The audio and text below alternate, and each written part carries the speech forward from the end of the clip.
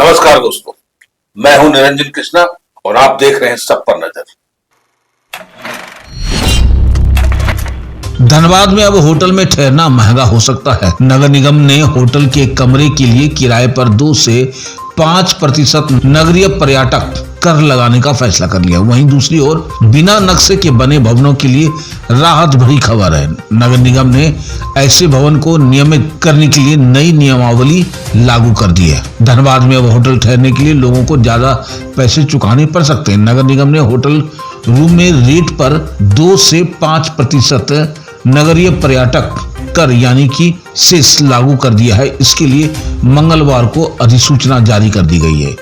यह कर होटल के कमरे के किराए के साथ साथ अन्य सेवाओं पर भी लागू होगा। हालांकि इसमें जीएसटी शामिल नहीं होगा। होटल संचालकों को यह टैक्स हर वित्तीय तिमाही के बाद 15 दिनों के भीतर जमा करना होगा। नगर निगम के अनुसार इस नियम का उद्देश्य शहरी पर्यटन को व्यवस्थित करना और राजस्व को बढ़ाना है। हालांकि इस फैसले का होटल और रेस्टोरेंट एसोसिएशन ने विरोध किया है।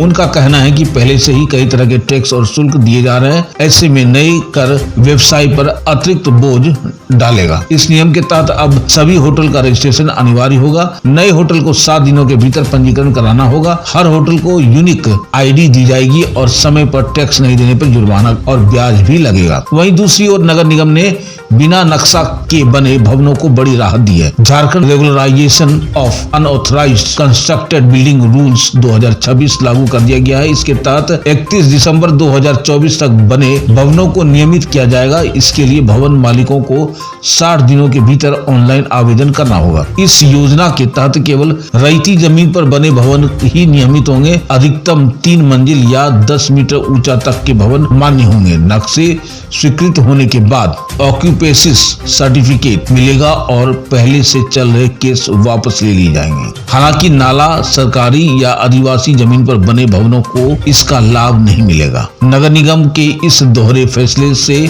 जहां होटल व्यवसायी चिंतित हैं, वहीं हजारों भवन मालिक को राहत मिलने की उम्मीद है। आइए देखते हैं खास खबर हमारे एसपीएन के संवाददाता चंदन पॉल धनबाद झारखंड से।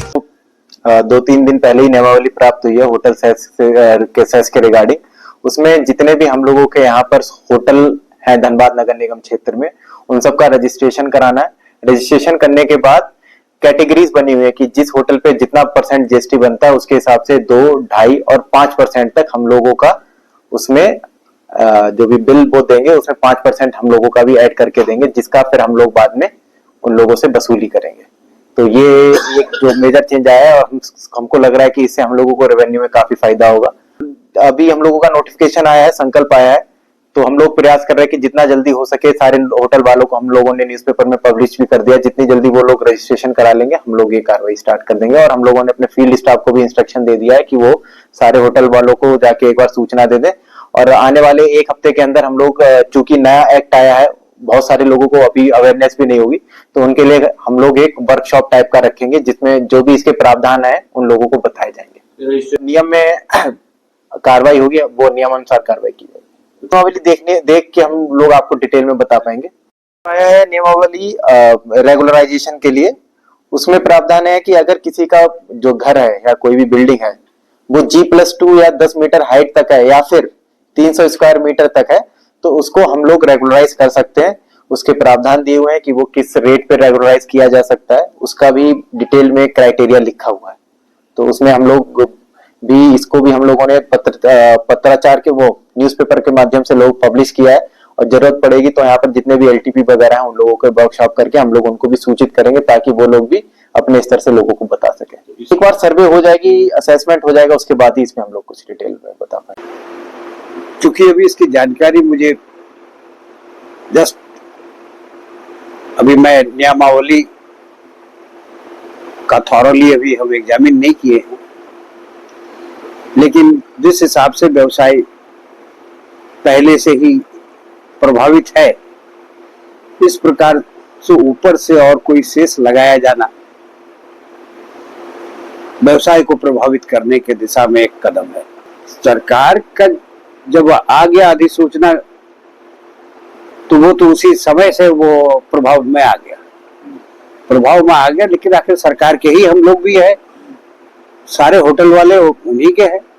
हम लोग भी एक रिप्रेजेंटेशन करेंगे, लेकिन हमारा एक एसोसिएशन संघ के तरफ से एक बैठक होने के बाद हम लोग इस पर निर्णय लेते हैं। अभी तो हम व्यक्तिगत स्तर पे नहीं कुछ कर सकते हैं, बैठक के बाद ही इस पे कोई निर्णय हम लोग निर्धारित करेंगे कि क्या करना चाहिए, किस स्तर पे रिप्रेजेंट करना होगा, क्योंकि सरकार, विश्वास है कि सरकार इस पर गौर करेगी। ये तो जरूर था, सरकार के स्तर से जब कोई निर्णय लिया जा रहा हो तो मेरा मानना है कि उस समय उससे संबंधित एसोसिएशन, जो सिविल सोसाइटी, सभी लोगों का मंशा या सहमति या उनसे विचार के बाद ही लिया जाना, आनंद फानन में या जैसे कहे कि ले लिया जाना फटाक से, तो बहुत उचित प्रतीत नहीं होता है। लेकिन अभी हम पूरा नियमावली और इस अधिसूचना का स्टडी नहीं किए हैं, तो अभी तत्काल अभी हम तो कुछ बोलने की स्थिति में नहीं है, अनटिल अनलेस इसका स्टडी कर ले और संघ का एक बैठक कर ले।